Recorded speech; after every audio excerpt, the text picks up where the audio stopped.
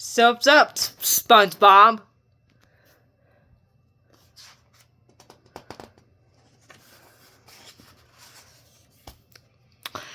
Hi-ya! SpongeBob yelled as he lunged towards Sandy with a mighty karate strike.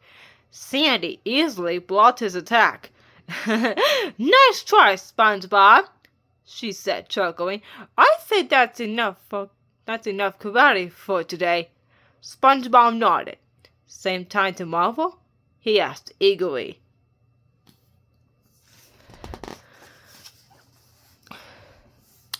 Sandy shook her head. No can do, SpongeBob. I'm going to be grabbing my stick and carving some barrels. Huh? SpongeBob asked. He had no idea what you just said. I'm going surfing, Sandy explained. Wanna come? SpongeBob hesitated. Well, I don't know. You do know how to surf, don't you? Sandy asked, taking off her gloves. Well, sure, SpongeBob answered, his voice cracking a little. Great, Sandy said. I'll see you at Goo Lagoon tomorrow then. I hear there are going to be some epic, heavy, gnarly waves. Oh, my favorite kinds, said SpongeBob, not sure what he meant.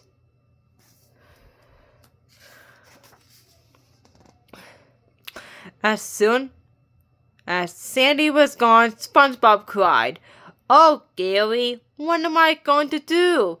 I told Sandy I know how to surf, but I don't know how to surf. This is a disaster. Patrick heard SpongeBob's cries and ran over. Don't worry, SpongeBob, he said cheerfully. You may be a holder, but I'm stuck to help you rip some tubes. Huh? SpongeBob asked. Patrick was as confused as Sandy. You may be a beginner, but I'm excited to teach you to surf, Patrick explained. That was surfer talk. SpongeBob looked surprised. You know how to surf, Patrick? Patrick smiled. Of course I do. Why do you think I wear these cool surfer shorts all the time? Because they're the only pair you own? Exactly. Let's go.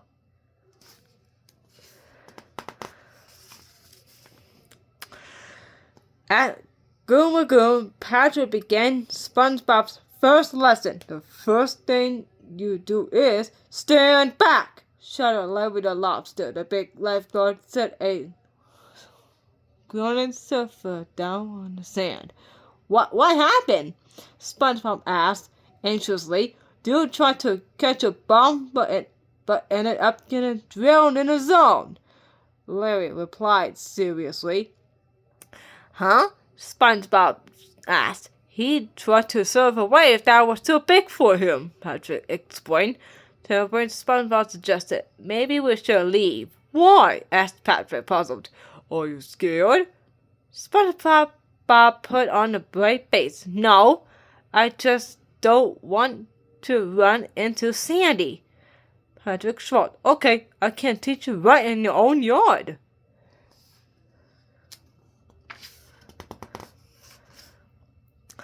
Back in SpongeBob's yard, Patrick laid his surfboard on the sand. Okay, lie down on your stick, he said. SpongeBob looked around.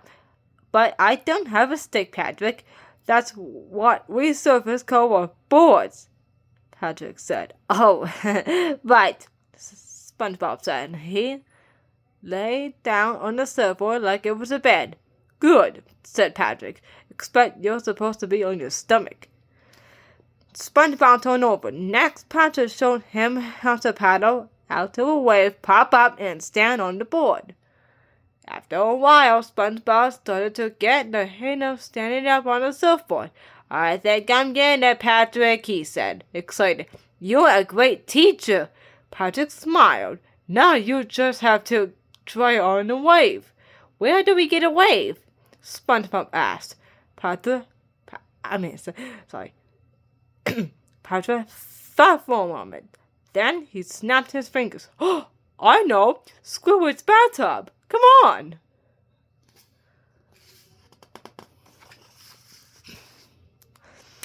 In Squidward's bathroom, Patrick called out directions. All right, now try a cut back toward the lip. Catch some air. When Squidward came home, he was a little upset. SpongeBob and Patrick spent the rest of the day cleaning up Squidward's flooded house. I just hope I'm ready to serve for Sandy tomorrow, SpongeBob said. Oh, you're ready, said Patrick said encouragingly. Unless the waves are epic, or gnarly, or heavy, or macking, or... Patrick, SpongeBob interrupted. Do all those surfwords mean huge? Pretty much, yeah, Patrick admitted it.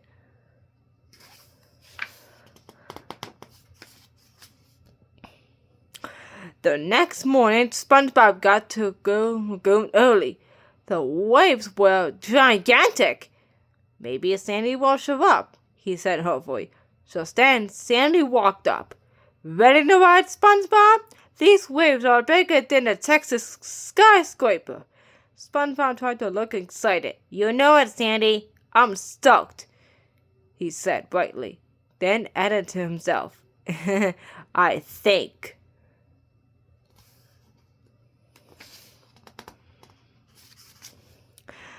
Surf, Sandy shouted as she charged into the water with her surfboard. Come on, SpongeBob. I can't wait to hang 10. Yes, Sandy, I also want to curl my toes over the front of my board, SpongeBob answered, proud to know what she was talking about. He took a deep breath and was about to follow Sandy when a surfer dragged himself out of the water. How was it out there? SpongeBob asked. Awesome, the surfer answered, and terrifying. SpongeBob gloated. Are you going back in? The surfer shook his head. Not happening, dude. Broke my board. As the surfer walked sadly away with his broken surfboard, SpongeBob got an idea.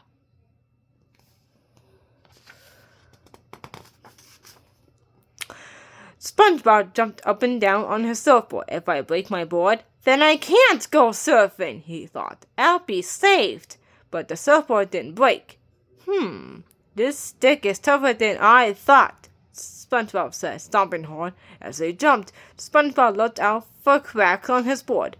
He didn't notice that his board slipped into the surf, and that he was being carried out toward an enormous wave.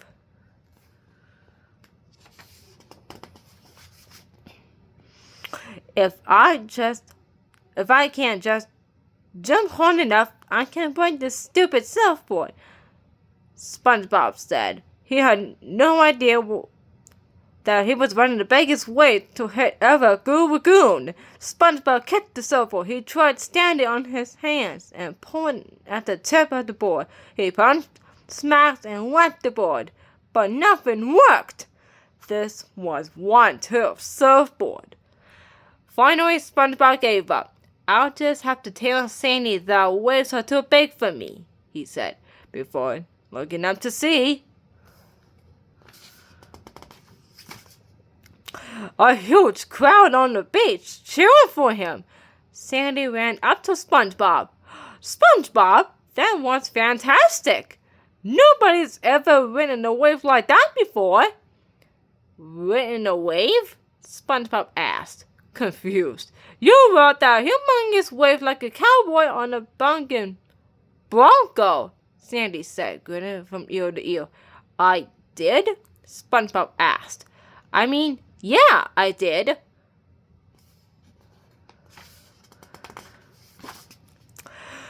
Hooray for SpongeBob! Everyone shouted. Hooray for gnarly waves! SpongeBob shouted back.